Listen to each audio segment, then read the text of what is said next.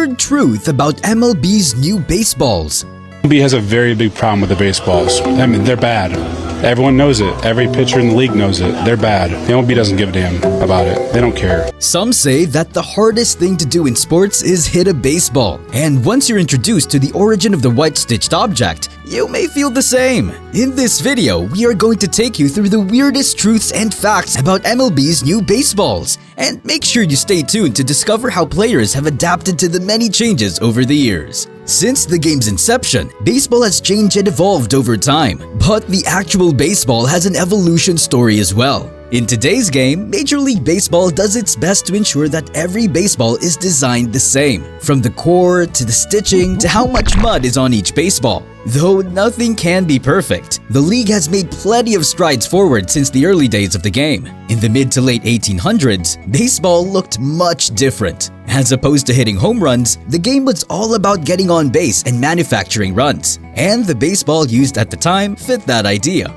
Each baseball was unique in weight and feel. This was called the lemon peel baseball, and there wasn't a strict or set standard for the ball, as pitchers would even construct and build their own baseballs. The first modern baseball was created by a pitcher named A.G. Spalding in 1876. Spalding pitched for the Chicago White Stockings at the time. He pitched an idea of having a baseball with a rubber core, which Major League Baseball adopted as its model to use. And this also launched the Spalding Sporting Goods business. This baseball didn't immediately benefit hitting though, as some may assume it actually benefited the pitcher. The rubber core didn't allow the baseball to fly off the bat with much velocity. However, it did allow for a standard to be set as the game grew in the coming years. At the turn of the century, baseball began to reach a much larger audience. In fact, the first ever World Series took place in 1903, and as baseball reached new audiences, the idea of adjusting the baseball to satisfy fans' needs for offense became a topic of conversation.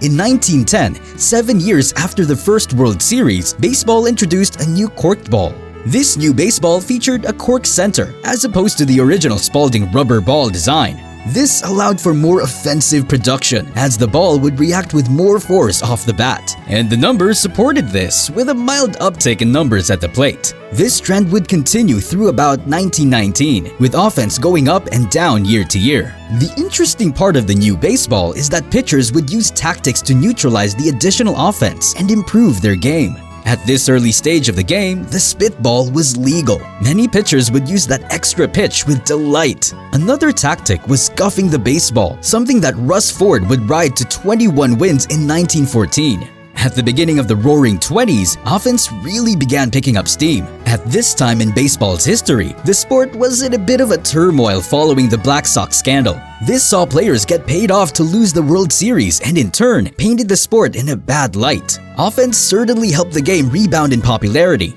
The change? Well, we've already spoken about the core of the ball, changing from rubber to cork. But what about the yarn in between the core and leather on the outside? That was the change that ushered baseball into a new era called the live ball era. Australian wool was used, which allowed the baseball to be more tightly wound. This, of course, gave less air resistance and reacted with more force off the bat. Players definitely noticed, calling it the rabbit ball.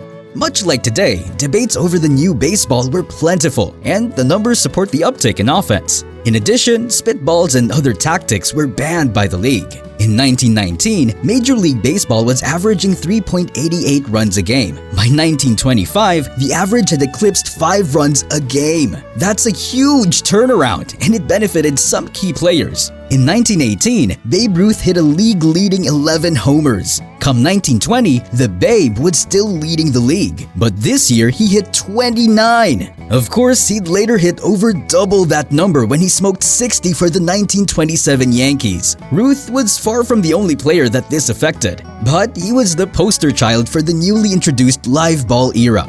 Ruth would, of course, go on to hit 714 home runs. The corkball would remain with little to no changes until 1931. This was in response to 1930 being an absolutely ridiculous year for hitters. Not one, but 4 players topped 40 homers. Of course, Babe Ruth, along with Lou Gehrig, Hack Wilson, and Chuck Klein had all managed to do something extraordinary. It's important to add context. 40 homers may not sound like an astronomical number now, but it's important to realize that Ruth had been the only man to reach the feat before, and this accomplishment by 4 players reflects the league as a whole. So how did baseball respond to the offensive outburst? By changing the ball once again.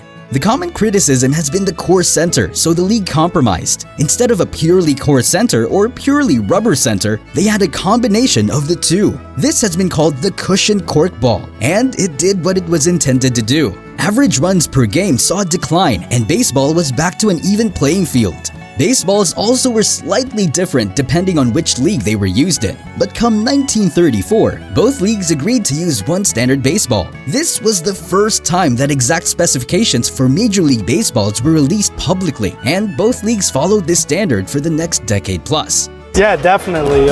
One's a 1934 Yankees team ball. Yankees team ball, and of course I see a Babe Ruth signature just popping off of the top of that. But then came World War II, which changed everything. This changed the world as it was known, and everything was affected, with baseball being no different. You may know that many players left the country and the game to serve in the military. Ted Williams, Bob Feller, and Joe DiMaggio are a few of the standouts. But what you may not have considered is the actual effect on the baseball itself. The Japanese military cut the United States off from its rubber supply and forced the United States to put a ban on using rubber for anything other than the war effort. This put Major League Baseball in quite a conundrum, and the baseball establishment had to be creative. There would be a cork center, but it would be granulated to minimize offensive impact, and a new substance was introduced, Balata, which resembles rubber, but it's far from being as elastic as rubber, and it showed. In the early part of 1943, offensive numbers were slim, but by the end of the year, players had adjusted. However, baseball would later switch to synthetic rubber, which was far more effective. And post-wartime, the baseball went back to the ball that seemed to work the best, the cushion cork ball. And since World War II, very little changes have been made to baseball. It's still a mixture of rubber and cork in the center, with tightly wound stitching surrounding the core wrapped in leather. Through all of baseball's many eras since then, the same type of ball was used, from the exciting fast play of the 70s and 80s to the booming steroid era, which lasted until 2019. Offensive numbers in 2019 were once again ridiculous. For perspective, in 2018, across Major League Baseball, there were 5,585 homers hit. 2019 saw that number rise by over 1,000, as Major League Baseball's home run total reached 6,776. This once again called for all kinds of debate. Pitchers claimed that the ball felt different or that it flew further than normal. This sparked outrage, and it doesn't help that the Astros cheating scandal came along the same year. Baseball also never acknowledged that the baseball had changed and were dumbfounded at the home run spike. But many fans believed that this was an intentional change to increase interest in the sport. However, it was later proven that Major League Baseball had no part in the change, though there were obvious differences. It had a heavier weight and it was wound tighter, this directly affecting home run totals. So baseball once again had a rabbit ball problem. The more things change, the more they stay the same. Baseball responded by intentionally deadening the baseball, which seems to have helped solve the issue. However, baseball's decline in offense was also a concern. Most fans enjoy offense far more than a game that finishes with a score of 1-0. So, baseball took it a step further, re-emphasizing its ban on foreign substances for pitchers. This infuriated some pitchers who claimed it was a necessity to use spider tack to keep control. All right, we're at Northwestern University. Today we're testing how much this stuff, spider tack, actually affects the spin of a baseball with And though there was an adjustment period, and even though it was controversial at the start, it ultimately is how the game is played today. And all in all, it's how baseball was intended to be played. Right now, baseball seems to be finally getting to a set standard across all facets of the game. Technology and the ability to track everything certainly helps navigate through problems. But as perfect as it may seem, history has shown us that there are likely still changes to come with the baseballs used at the major league level. We hope you've enjoyed watching this video, and please let us know if you're satisfied with baseball's attempt to correct the balls being used, or do you think that more needs to be done? Also, if you like this video, please press the like button and subscribe to the channel for more content just like this.